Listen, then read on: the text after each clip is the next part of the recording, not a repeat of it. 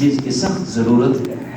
معاشرے کے اندر ہم تسبیحیں تو کھنگال لیتے ہیں، نمازوں کے لیے حاضر ہو جاتے ہیں، روزے بھی رکھ لیتے ہیں، لیکن نماز کا اصل فلسفہ کیا ہے؟ اللہ کا ڈر، اس کی خشیت۔ اگر نماز کے لیے آ کر بھی بندہ سچ نہیں بولتا، جھوٹ بولتا ہے، نماز پڑھ کر بھی وہ اپنی نگاہ کی حفاظت نہیں کرتا ہے، نماز پڑھ کر بھی بندہ وعدہ خلافی کرتا ہے، نماز پڑھ کر بھی بندہ شرمگاہ کی حفاظت نہ کر سکا، تو فرمایا کہ پھر امانت میں خیانت بھی کرتا ہو، نماز بھی پڑھتا ہو، تو پھر قرآن نے اعلان کر دیا فویل للمصلین، خرابی ہے ایسے نمازیوں کے لیے، ایسی نماز پڑھنے والے کے لیے خرابی ہے۔ اس نے نماز سے کچھ حاصل نہیں کیا، اس نے تو صرف ٹکریں ماری ہیں، وہ ٹکریں ہی ہیں۔ اگر اس کے کردار کے اندر تبدیلی نہیں آتی ہے، اس کا کردار ستھرا نہیں ہوتا، اس کے اخلاق سنورتے نہیں، اپنے اخلاق بناتا نہیں ہے، بدخلقی اس سے نہیں جاتی، بد زبانی نہیں جاتی، بد کلامی نہیں جاتی، اور بے حیائی کے سارے معاملات اس کے اندر موجود ہیں، تو پھر اس نے نماز سے کیا حاصل کیا؟ اس لیے اللہ کریم نے اپنے محبوب صلی اللہ علیہ وسلم کے ذریعے سے امت کے مومنوں، مومنین اور مومنات کو یہ حکم دیا ہے کہ اپنی نگاہوں کو نیچا رکھ کر چلا کریں۔ جب آپ بازار میں ہوں، ایک شخص نے حضور سید عالم صلی اللہ علیہ وسلم کے دربار میں عرض کی، یا رسول اللہ صلی اللہ علیہ وسلم، اگر اچانک نظر پڑ جائے کسی غیر محرم پر، چونکہ محبوب نے ارشاد فرمایا کہ شیطان کے زہریلے تیروں میں سے ایک تیر بد نگاہی ہے۔ بد نگاہی یہ آنکھوں کا زنا ہے، اور ایک زنا انسان کی زبان کا ہے، ایک زنا اس کے کانوں کا ہے، ایک زنا اس کے ہاتھوں کا ہے، ایک زنا اس کے قدموں کا ہے۔ فرمایا کہ شیطان آنکھوں سے داخل ہوتا ہے، اس لیے فرمایا جب آپ چلیں تو اپنی نگاہ نیچا رکھ کر چلیں۔ فرمایا جو شخص اپنی نگاہ کی حفاظت کر لیتا ہے، فرمایا رب تعالیٰ اس کو ایمان کی حلاوت عطا فرماتا ہے۔ سبحان اللہ۔ نگاہ کی حفاظت کر کے جو چلتا ہے، فرمایا اللہ اس کو ایسی عبادت کی توفیق نصیب فرما دیتا ہے کہ جب وہ عبادت کرتا ہے اللہ اس کو حلاوت قلب عطا فرما دیتا ہے۔ سبحان اللہ۔ اور ایک دوسری روایت میں جو اپنی نگاہ کی حفاظت کر کے چلتا ہے، غیر محرم پر جب نظر پڑتی ہے تو فوراً اپنی نگاہ کو جھکا لیتا ہے، شرم سے حیا کرتے ہوئے نگاہ کو نیچے رکھ لیتا ہے، فرمایا اللہ اس کو ایسا ایمان عطا کرتا ہے جو اس ایمان کی مٹھاس وہ اپنے دل کے اندر محسوس کرتا ہے۔ سبحان اللہ۔ یہ نگاہ کی حفاظت سے یہ مٹھاس، یہ لذت، یہ حلاوت اسے نصیب ہوتی ہے، ایمان کی وہ چاشنی اسے نصیب ہوتی ہے جو اپنی نگاہ کی حفاظت کرتا ہے۔ اس لیے کہ جتنے بھی برائی کے، بے حیائی کے عنصر ہے، بے حیائی کا جہاں بھی ارتکاب ہوتا ہے پہلے نگاہ سے ہوتا ہے۔ بد نگاہی انسان کو زنا تک لے جاتی ہے، بد نگاہی انسان کو بے حیائی کے اندر داخل کر دیتی ہے۔ اس لیے فرمایا میرے آقا صلی اللہ علیہ وسلم نے فرمایا شیطان کے زہریلے تیروں میں سے ایک تیر بد نگاہی ہے۔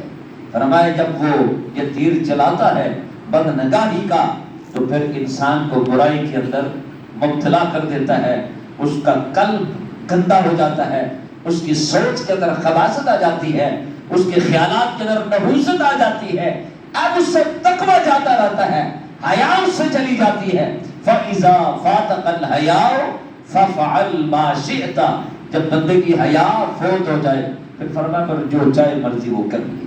اس لیے میرے آقا صلی اللہ علیہ وسلم نے ارشاد فرمایا کہ اگر پہلی نگاہ، حضرت علی رضی اللہ تعالیٰ عنہ سے آپ نے خطاب فرمایا، اے علی اگر کسی پر، کسی غیر محرم پر پہلی نگاہ پڑے تو فوراً نگاہ کو جھکا لو۔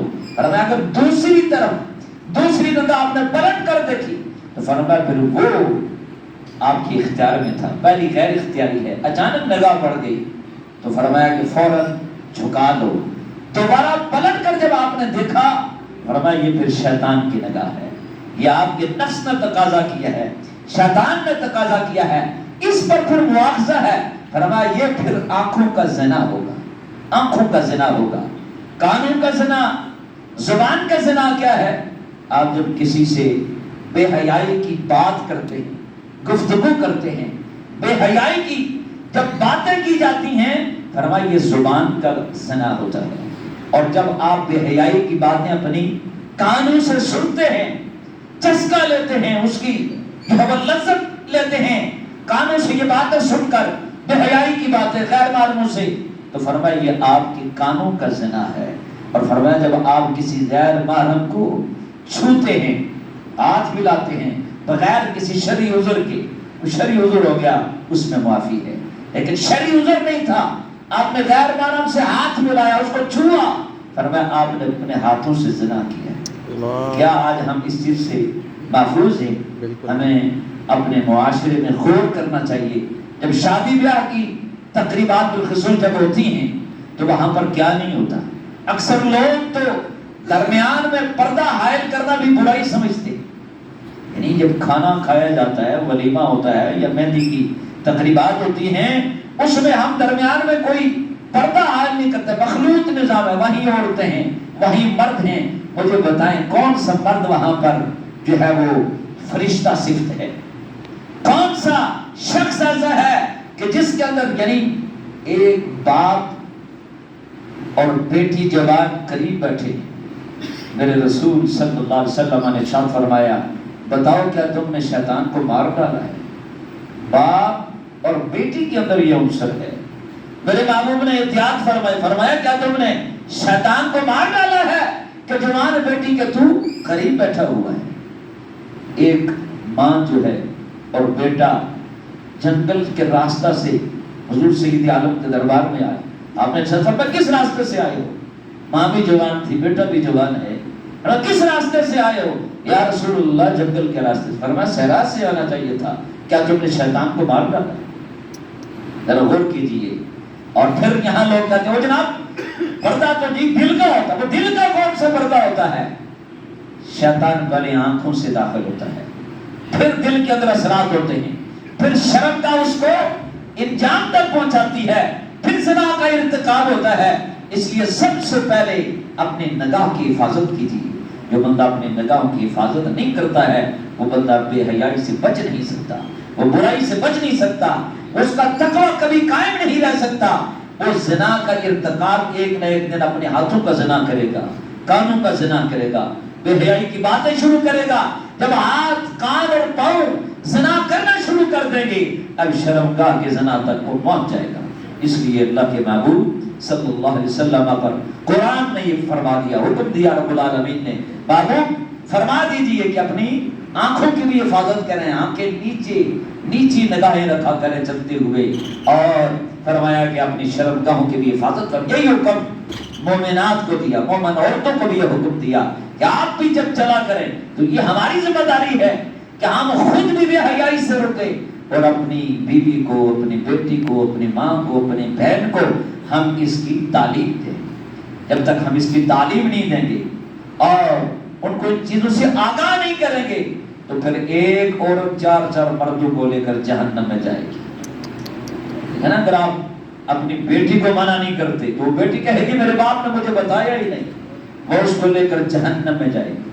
اگر شوہر نے اپنی بیوی کو شریعت مطہرہ کے احکامات سے آگاہ نہ کیا، نہ بتایا کہ اللہ اس کے رسول کا یہ حکم ہے، یہ خطوات شیطان ہیں، یہ خطوات الرحمن ہیں، یہ خط، یہ راستہ اللہ کی طرف لے جانے والا ہے اور یہ راستہ تمہیں جہنم کی طرف لے کر جانے والا ہے، یہ شیطان کا طریقہ ہے، جب تک آپ بتائیں گے نہیں، شوہر نہیں بتائے گا تو پھر وہ سب سے پہلے جہنم میں جاتے ہوئے شوہر کا گریبان پکڑے گی، چلو تم بھی جہنم میں۔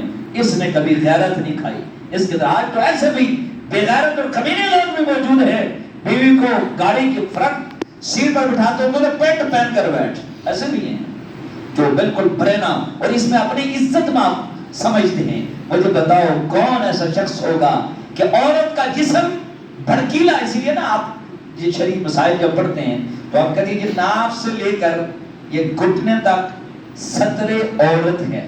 کیا مطلب؟ یعنی یہ سترے عورت ہے، مرد کا کی جو عورت ہے، مرد کا جو ستر ہے، پردہ، عورت کا معنی ہوتا ہے پردہ، جو صدر عورت ناف سے لے کر گھٹنوں تک ہے، مرد کی یہ ران دیکھنا حرام ہے۔ آج کل مرد بھی کے کچھے لگا کر نکل آتے ہیں، ان کو بھی شرم و حیا ان کے اندر سے کہ بھی جب نماز پڑھنے بھی کئی ایسے بھی ہوتے ہیں کہ وہ پینٹ ایسی پہنتے ہیں کہ سجدے میں جاتے ہیں تو ان کا جو ہے وہ تشریف ان کی ننگی ہو جاتی۔ یہ حقیقت ہے، کئی نوجوانوں کو ایسے دیکھا ہے، یہ حرام ہے، یعنی آپ اس کی نماز نہیں ہوتی۔ جو آدمی جو ہے یہاں یہ ناف سے لے کر گھٹن تک، کئی آپ نوجوانوں کو آپ دیکھتے ہیں وہ نکر پہن کر نکلتے ہیں اور واک کر رہے ہوتے ہیں، واک کے لیے نکلتے ہیں، تو یہ حرام ہے، یہ آنکھوں کا زنا ہے۔ اس لیے کون ایسا شخص ہے جو شہوت سے بچ سکتا ہے؟ عورت کا جسم جو ہے وہ اٹریکشن پیدا کرتا ہے، کھچاؤ پیدا کرتا ہے، اللہ نے اس کو بنایا ایسے، اس لیے فرمایا وہ ابھرے ہوئے اجسام کو، اعضاء کو ڈھانپ کر رکھے۔ جو عورت ایسا لباس پہن کر نکلتی ہے کہ جس کے پہننے سے مرد کا دل اس کی طرف سینچے، اس عورت پر بھی اللہ کی لعنت ہے۔ اور بدنگاہی کرنے والے پر مصطفیٰ نے فرمایا اس پر بھی اللہ کی لعنت۔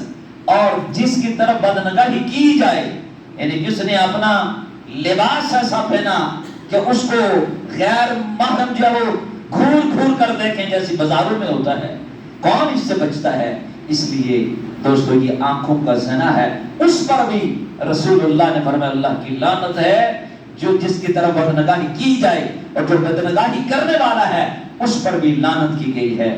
تو یہ ہمیں بچنا چاہیے آنکھوں کے زنا سے، ہاتھوں کے زنا سے، زبان کے زنا سے۔ اور آج کل جو ہمارا انٹرنیٹ ہے اور جو ہمارے ویڈیوز چلتی ہیں، جو ہم واٹس ایپ پر جو ہے غیر محرموں سے جو میسیجز کرتے ہیں، ننگی بے حیائی کی تصاویر بھیجتے ہیں، رسول خدا صلی اللہ علیہ وسلم پر وحی نازل ہوئی، فرمایا اللہ ان سب کو جہنم میں دھکیلے گا جو مومنین کے اندر بے حیائی کو پھیلاتا ہے، جو بے حیائی کو پھیلاتے ہیں۔ ذرا غور کریں، آج کئی کاروبار ایسے کیے جاتے ہیں، چوکوں کے اندر ہم نے اپنے ماؤں بہنوں بیٹیوں کو لٹکا دیا، یہ ہماری غیرت کا جنازہ نکل گیا ہے کہ تصاویر لگاتے ہیں کاروبار کے لیے، عورت کو فرنٹ سائڈ پر بٹھایا جاتا ہے، کس کے لیے؟ کاروبار کے لیے۔ ایسے شخص اور دلہ کون سا ہوتا ہے؟ دلہ تو ایسے ہی کو کہتے ہیں نا، جو دلالی جو کرتا ہے وہ دلہ ہی ہوتے ہیں، بے غیرت ہوتے ہیں جو عورتوں کو اس طرح کاروبار کے لیے بٹھاتے ہیں تاکہ ہماری آمدنی میں اضافہ ہو۔ اس نے دلالی کی ہے، اس بے غیرت نے جو ہے حرام کھایا ہے، حلال اس کا رزق نہیں رہا ہے۔ اللہ تعالی ہمیں اپنی اور اپنے محبوب کریم کی حیا عطا فرمائے اور دین کے احکامات کی پر عمل کی توفیق نصیب فرمائے۔ وآخر دعوانا